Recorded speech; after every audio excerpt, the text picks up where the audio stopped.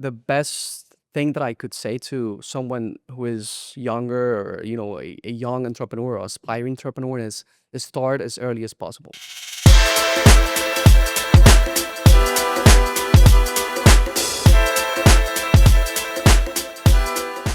If you're looking for business mentorship, I have a place where you can get feedback on your unique personal development and business growth challenges.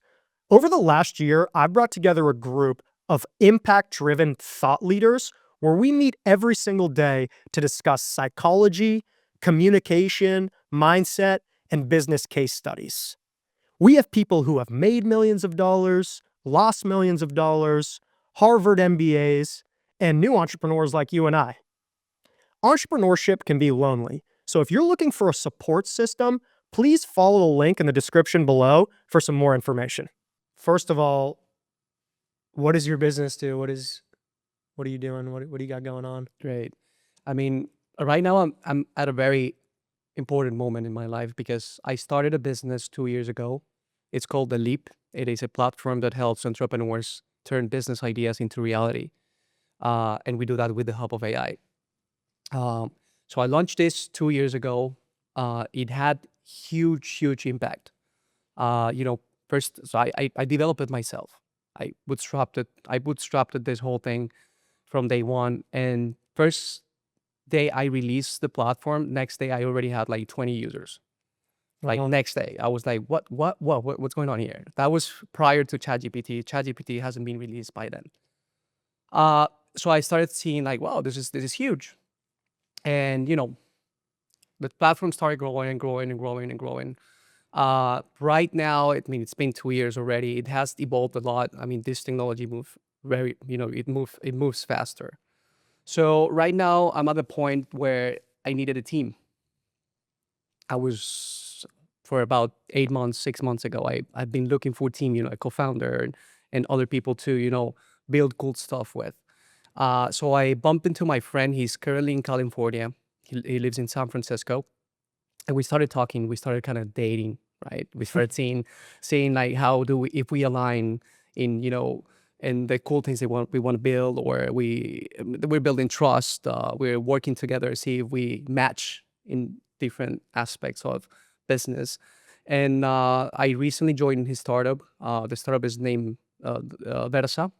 And what it does is sales automation and customer service through WhatsApp with AI. So I have two roles. I am the leap, which is I am the founder, but I'm also recently joined Versa, and that's what I've been working for the past 4 months already. Okay, so with Leap, you said it helps entrepreneurs make their dreams a reality. How is that done? What is the service that it offers? Great. So it all started when I first launched the first version. So I took, I'm not sure if you're familiarized with the Lean Canvas. Link? Lean Canvas. Lean? The Lean Canvas. No. It's a framework. So basically the Lean Canvas is just a business plan in one page. It's a framework where you can just put the premises of your business. It helps you build a business model really fast. It's an agile framework. So what I did is I put the Lean Canvas on this platform, and I powered it with AI. So I put an assistant on the side that will help you with the premises of your business. So if say, what's your customer? Who's your customer? My customer is, I don't know, someone who doesn't have a bank account. That's my customer. So this assistant right here, what it's trying to do is help you fill in the blanks of your business model or your business plan. So if your customer is someone who doesn't have a bank account, then what is the need of that customer? What is the problem of that customer? And then it helps you build all the gaps that are there in your business model or your business plan. And after you have the Lean Canvas completed, then you can create your MVP. I mean, you have a landing page, so you can go out there and put it somewhere and see what people, if there's any interest from real customers out there. You can also do a financial projection, and you can do your pitch deck. Basically, what we do is we put a set of methodologies and tools within inside a platform, and then we create a process. So it streamlines the process of incubation, and we power that with AI. Wow, that's really cool. What are the fundamentals in that first stage when you're building that one pager? What are the components of a business to get started? Right. So that's when we talk about the business model, we talk about, the pillars. What is the most important thing about a business? We talk about the customer, who the customer is, right? The better you define who the customer is, uh, the easier it's gonna get to feel all that the paint. I also call it like painting a painting, Mhm. because it's like, you start with a clean canva, and then you just start painting a picture, right? So the more defined you have that idea, or you have the customer, the better that picture is gonna look. So you start with the customer, then you start with the problem you're trying to solve for that customer, right? Then you have a solution, like what is it? How are you gonna solve that customer's problem? What's the value proposition you're bringing in the table for this customer? So those are like the main pillars. You also have the channels, like how you're gonna get to the customer, what's gonna be your how you're gonna make money out of it, what's gonna cost to have this infrastructure running, you know how are you any different from what's out there, that it's called an unfair advantage, like what do you do different, so that you know you differentiate from your competition. So that's the first thing you do as a entrepreneur. When you jump into the platform, you paint that picture, that very first picture, but you do it really, really fast. So in matter of 5 minutes, you have a business model. The idea is that the idea of this is that we foster rapid testing. So you can have this concept and put it to test real quick, see if it works. If not works, then just adjust whatever you have to adjust. So we want to be allow the entrepreneur to be as fast and as lean as possible with this platform. So does it take that initial information that you give it in that one pager and then it floods the landing page with that information, or do you have to rebuild now the landing page afterwards? When you have the lean canvas completed, we have a builder.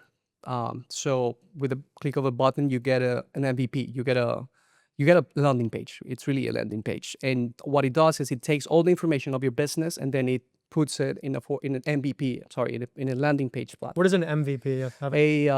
It comes from sports. Most valuable player. Yeah. In business, we call it minimum viable product. So what Okay, is the gotcha. least thing you have to do to provide value to your customer, right? Gotcha. So an MVP is that. But what we really do is a landing page. So with this landing page, you can put it, you can share it with your friends, you can put it in LinkedIn, you can put it in Facebook, or you can even put some advertising on Google Ads and see if there's any interest from real customers. And that's how we help the entrepreneurs with the validation process as well. It's not only about working abstract or working in the concept, but also about like put it to the test, see how people react to it, and if there's any interest. And I guess that gets you going. It's like a digital brochure or a pitch deck. Pretty much. It's presented as a landing page, so a place where you land and you get to know a business. It's just like what you said. Like how you learn about a business, pretty much. What are the key pieces of information that should be communicated through that landing page? That's great. The first thing, the most important thing, is the value proposition. That first, whenever you enter a website, any website, the first words that you read, that the section hero, that's what they call it, right? The section hero. And so you read the first three words, that statement right there, we are the, I don't know, let's talk about an example. I'm thinking about a Spanish one, but it's Platzi, which is a platform for developers, where people learn how to code. And the value proposition for them is we are the school of developers for Latin America. So that first sentence that you read right there in the hero section, I believe is the most important one. After that, maybe you can explain what the features are of your product, like what it does, and then maybe some testimonials, like what people can accomplish with your product. How do they make themselves better, or what they do with your product, and what goals or what has helped them achieve with your product. So yeah, I mean, those are the main components of a landing. What do you know what percentage of people um, um, convert or make an action just based on that initial statement versus the amount of people that go more granular before making that action? You mean like, I mean, I measured one of the things that I do with when I first started was I would call all my users. So whenever they sign up to my landing page, to my service or my platform, they I would ask them for the WhatsApp number. WhatsApp in Latin America is number one messaging app, right? Hmm.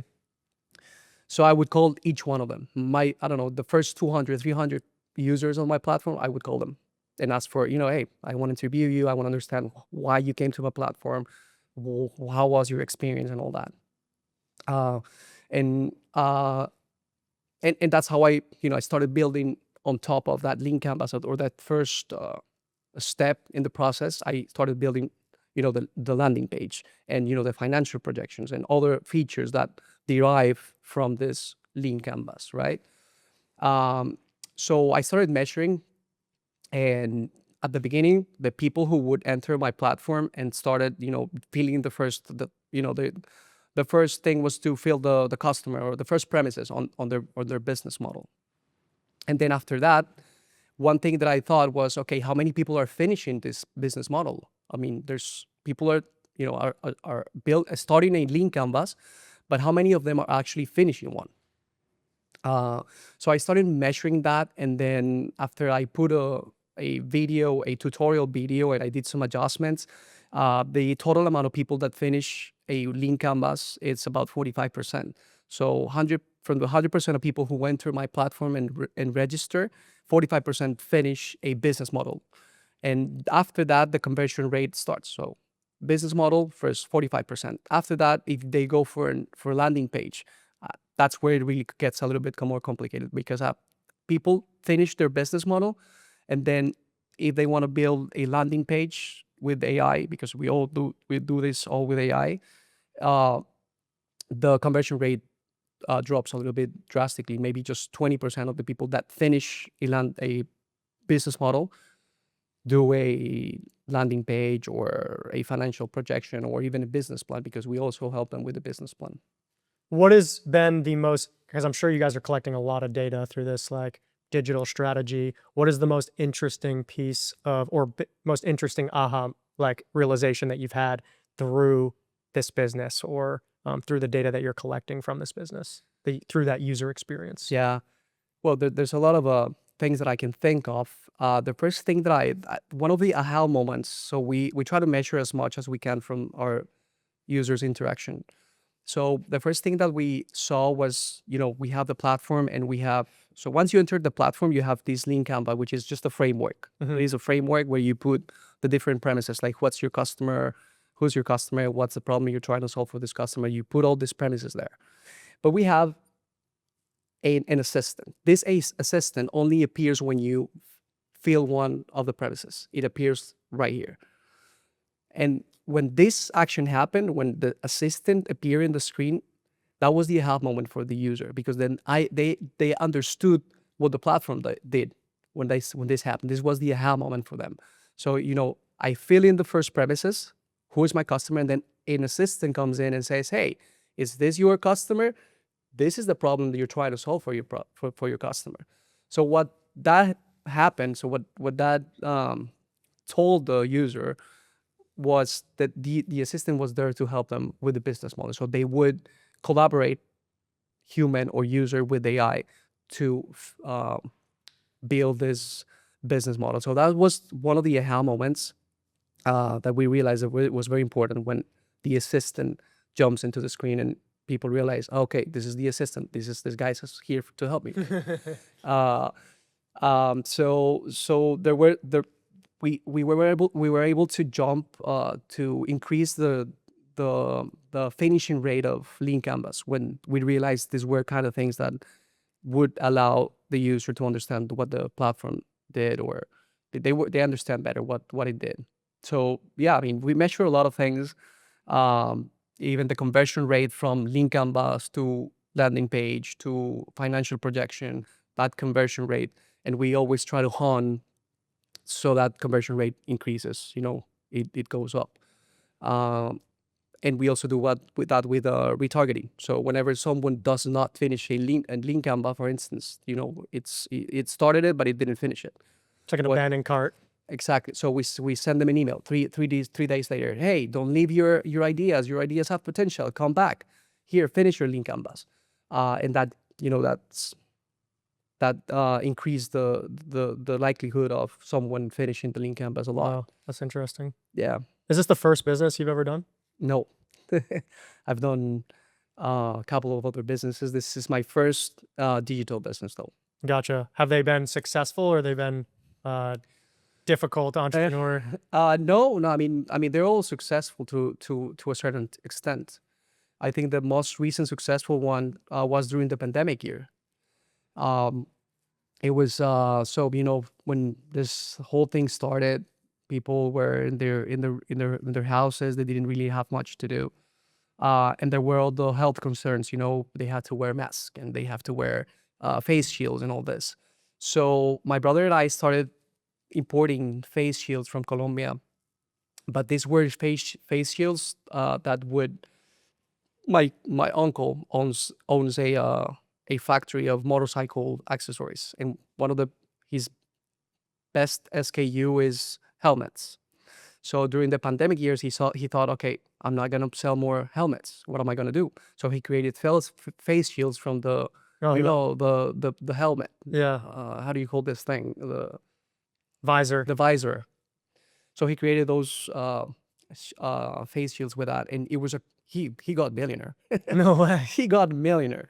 And so he told us like, hey, I'm selling this really well here in Colombia. He's in Colombia, and he told us like, hey, sell this in Panama. And we started selling like crazy during the pandemic years. We sold more than 50,000 face shields at a ticket of $12 to $15 a piece. So have you always known that you want to be an entrepreneur? Yes, that's a great question. I come from a family business background. I remember when I was younger, I was a child. I would go through my parents' office. They were building this company, right? And I would play around with the office equipment and just run around. And I guess I was making disasters what some other people were working. And I remember playing with the boxes and, just being there as a child. So I've been always exposed to business. I always tell my friends whenever we have dinner at home, for instance, I go to my parents to have dinner. There's always business talk. There's always, at the dinner table, we talk about, the customer. Well, hey, did you see what happened to this customer? Did you hear about the news? Or, hey, what do you think about this strategy? Look at this business idea that I'm thinking of. So there's always business talk at the dinner table. And I think I guess business runs in my veins, so it's a very young age I was exposed to that. I think as an entrepreneur, we have to have a threshold for risk, right? Mhm. That's like a big intrinsic value for an entrepreneur. What is the biggest risk that you have taken to date that has paid off? The biggest risk I've taken as an entrepreneur. That's a good question. That is a good question. I mean, you always being an entrepreneur, it's a place of a lot of uncertainty, always. And you're always thinking about the future. You kind of live in the future because you're trying to build that future, right? So there's always risk. There's always risks for any business. There's always risk. The biggest risk right now for me is that, and I guess I'm living this right here right now, is that I'm trying to build a lot of different things. But I have many roles right now. So I have The Leap, which is the company that I founded 2 years ago, and I've recently joined Versa, which is the company that I'm telling you that we do sales automation and customer service through WhatsApp with AI. I'm all about AI right now, and there's so much opportunity. There's so much opportunity, but there has to be a moment. There has to be a point where I have to choose and prioritize what I'm gonna do from now on, and really, I guess, nail on the startup that I want to pursue, and I know this is the one that's gonna make a difference and it's really grow exponentially in this. This is the unicorn that I've been looking for. So I guess the risk right now for me is I'm incubating different ideas right now, and you know, I might uh, maybe lose a lot of opportunities for that because I have to put my effort or my 100% of time in one of them eventually, and I'm gonna have to choose. That's pretty much. Right. Hey, Elon Musk, he built like what, 3 billion, multi-billion-dollar companies all at once, so it is possible. I guess so, but it is not and He's a freak though. he's a freak, and also it's not. I mean, it's hard. It's hard, Yeah. you know, because you have only so much hours, many hours in during the day, right? You have this amount of energy. I mean, you're limited. Yeah. You're limited. So it's not like you have a limited amount of time and a limited amount of energy to put everything in all the different ideas that you get. So yeah, you have to choose eventually. You have to focus on one. Why do you think AI is so important, and what impact do you think it's going to have on business moving forward? Yeah, AI, it's definitely changing things. Definitely changing things. It's I always say we're living a new revolution. They call it AI revolution, if you will. Yeah. Just like it happened maybe. So right now, right now it's very trendy. You know, the agents. You know how they call these agents or these Yep. AI agents. This is very trendy right now. So I always say, okay, yeah, you're building an agent, but what does your agent do? Like who you're building your agent for? What is it solving? Same thing, same principle as it used to be when people were saying like, hey, I'm building an app. Yeah, but what is your app doing? Like, who are you building this app for? What is your app gonna solve, right? Same thing is happening with AI. So a lot of opportunities are here in this moment with this new technology, but the same principle applies. I mean, you have to solve problems with this new technology. How are you going to solve it? Who are you going to solve it with? How are you going to sell it? How you going to how are you going to market this? How is it going to grow? How is it going to impact as many people as possible? So there's a lot of opportunities as I said about with AI, um, and I think it's for the next 3 to 5 years. I mean, the world is going to change a lot. Should we be scared? I don't know. The question is, I don't know. I don't think so. I don't think so. I mean, the scare, no, no. I like to think. I like to see things. The glass half full, right? Like with positivity, I guess. And I think at the end, it's gonna create more value and a better quality of life for everybody. Better decisions, better businesses, more efficiency overall. Hmm. So I think in it's gonna be best for humanity, whatever AI is doing. Yeah, I think like it's a testament that entrepreneurs that adapt with the change are going to be successful, and the ones that are unable to adapt with it are going to be left behind. And it's very similar to like the dot-com bubble. How the internet changed business. Like you see less retail storefronts and now more online storefronts, and the people that were unable to make that transition were left behind. It's going to be the same thing with AI. You have to look at this tool and this resource and say, how can this make my business better, and how can I grow with it and utilize it to be successful? And if you don't have that intuition and that ability to adapt, those people wouldn't have survived anyway. Correct, correct. It is about adapting, as you said. The business that are able to adapt to this new technology and that are able to implement it in their business as fast as possible. The ones that are innovators or early adopters of this new technology are the ones that are going to have the edge in the future or the very next 2 to 3 years. Uh, because I mean, it's going to be hard to compete if you don't have any AI in your business. Even if it's just for selling purposes, even it's for making your inventory more efficient, or I mean, there's so many applications that I mean we cannot even imagine right now the amount of applications that AI has for businesses. But it's a completely game changer for everybody. What do you think is the easiest way or the most immediate way to implement AI within your business? What if I'm a business owner, what should I say? This process is what I should immediately replace, or this is the easiest way to integrate this within my business. Obviously, it's gonna be a little bit case by case, but Right. I think the best thing you can do right now, if you're a business owner, is starting to get familiarized with it. So maybe familiarized. Oh, familiarized. Yeah, Okay. familiar with AI. So download ChatGPT, download any of these LLMs, whatever LLM you want, and start it and give them to your employees. Just give these tools to them and see what they can do.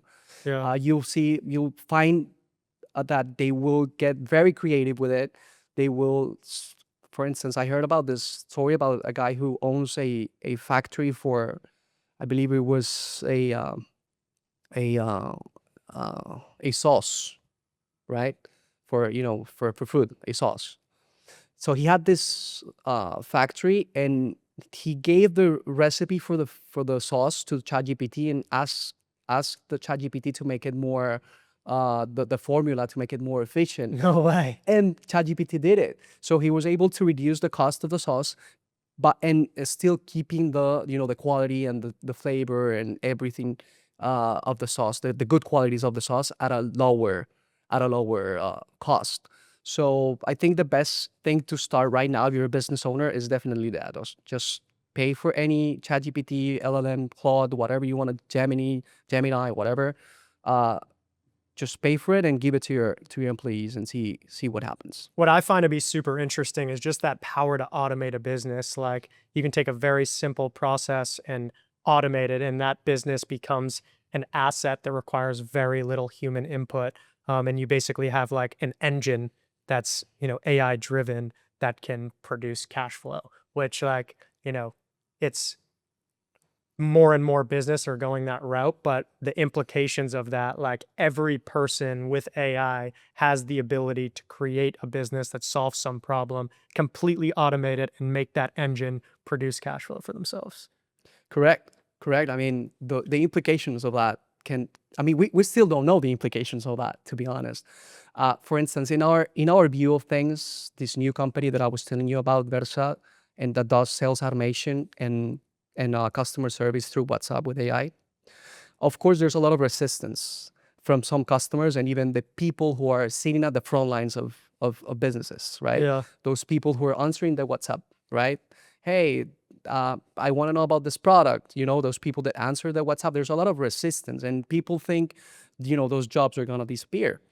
But what we really think with Versa and the experience we've had so far with our customers is that there is the human factor has to be there. What we're really doing is we are amplifying that human. We are expanding the reach of that human, right? And we believe in this principle that is called the pilot on a plane principle. I don't know if you heard of, but it's pretty much that we have the technology for airplanes to fly by themselves, right? So why do we have pilots? Would you hop on an airplane with no pilot? Probably.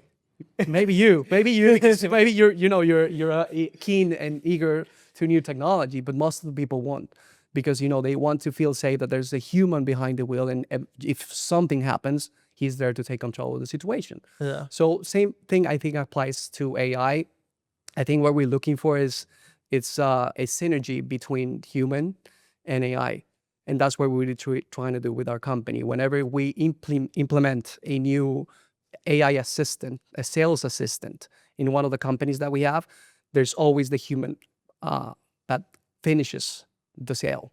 So we call it the handoff. So basically, our assistant is the one that takes the order and respond any of the queries for the customer, but then it hands off that sale to the human. So the human takes on that sale, and then it finishes. It takes the customer to the whole process or the whole funnel of the process. But at some point, you're going to be able to replace that handoff and automate that. Define that process. That's a good point. That's a good point. I guess that has to that'll. I mean, I don't know. That'll come to the philosophy or the culture of the organization you're working with. I always say, just kind of dreaming. You know how sometimes you go to trade shows and these fairs for businesses, and there's this business that says like, this is a family-owned business, right? I guess there's gonna be a point in the future where you're gonna go to these fairs and this is a humans-run company. This is only run by humans, you know? It's hilarious. Right?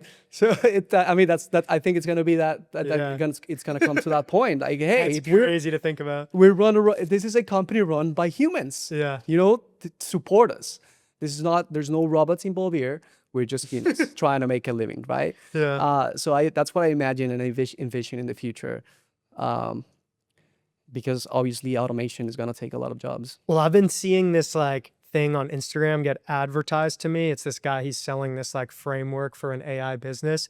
And he essentially has like all these different people within the company that are AI prompts. And so he would essentially prompt a chat bot like ChatGPT, like, this is your job description. These are the attributes. So you have the AI CEO, the AI COO, CFO, and then within those you have like teams that are all AI, and they're all communicating with each other and having meetings. Like, it's the most insane thing that I've ever seen. So there's a lead coming in through the funnel, and then all these problems are getting diagnosed based on like what that bot is prompted to do, which that bot receiving that specific responsibility is then delegating through the team of it's insane. And it just like inspires me. It's like, wow, the capabilities of this, and it still requires that human element because you needed some creativity from a human to say, oh, I can utilize ChatGPT to create 15 different people within a company and build that company through AI. And that, you know, idea wouldn't have come without that human input, but still it's just like very, very interesting and like inspiring to see what the possibilities are through these new technologies. Definitely. I mean, the future will tell, right? I mean, we might see just companies run by robots, pure robots, from from the executive power to the middle management, or everything to the operations. We might see companies that are run by LLMs or robots, if you will. But I think what we should really, I mean, it really depends on, in our view of things, we really want to create a synergy between the human and the AI. Or maybe, if we think further down the road, maybe we just gonna have to somewhere in the line, what Elon Musk is doing with Neuralink. Yeah, just fully integrate. It's symbiosis right there, right? Yeah. Well, if you look at our cell phones, it's already almost, although it's not attached to us, it's already kind of been an appendage where we're like storing information. Instead of using our brain to store that information, we have these memories that are stored within the phone. So it is almost like being like some cyborg. Like, although it's like an external device, like we are already, you see people in the streets all the time. It's like an appendage for them, and they're relying on it so much as a resource that have allowed humans to get to another level because they have this other resource. So it's like human biology interfacing with technology. Right. Yeah, I mean, I don't know what the implications of that would be. Whenever we have that thing installed in our brains, and then how would the human evolve from there? Yeah, that's sometimes I wonder that, right? So we have this thing, and imagine we have this electrical thing in our brains, and then couple of millions of years of evolution. What's going to happen with that thing? I mean, are we going to be born with that space empty because it knows that something goes in there? I mean, what's going to happen with human down the road and with evolution in a couple of thousands of years out down the road? It's definitely going to impact it. I think like, that evolution is going to say, I don't need to put energy into these things that I used to put energy into. Like, now I can put it into this bucket instead. And, maybe it expands our consciousness or our awareness or something, but, who knows? We'll see. It's definitely going to have an impact though. Definitely. I mean, I guess it's interesting to think of these things, but at the same time, it's a little bit scary as well, because you think of all the implications and how human life is going to change in the next, I don't know, a couple of millions or thousands of years. So yeah, it's this topic. It's amazing. I mean, I love it. Yeah. AI for me right now is number one thing. Yeah, it's super cool. What is the single biggest piece of advice? And this is my final question. What is the single biggest piece of advice that you would give to entrepreneurs that you have learned through your entrepreneurial journey? I mean, there's many things. I mean, the learnings are many. There are many learnings from being an entrepreneur. But I think the best thing that I could say to someone who is younger, or a young entrepreneur or aspiring entrepreneur, is start as early as possible. If you're 16 years old or 18 years old, I mean, get out there, get real life experience, get a job, I don't know, whatever you want, but just get real life experience. Get out there, start learning from now. Launch a business as soon as you can. It can be a small thing. It's just sell something, whatever. But start as soon as possible, and then you'll see that 10 years down the road, you'll probably be somewhere. Yeah, for sure. That's great advice. If people are interested in your businesses, your services, or just want to connect with you, where can they find you? Sure. You can find me at Duque Diego on Instagram, Duque Diego on TikTok, or on my landing page at the hyphen leap dot xyz. You can also find me there. Sweet. And we'll link everything below this episode. So yeah, I appreciate you coming on. It's been awesome. Great, man. Great. Thank you. Thank you for having me here. Absolutely. All right. Good. That was great.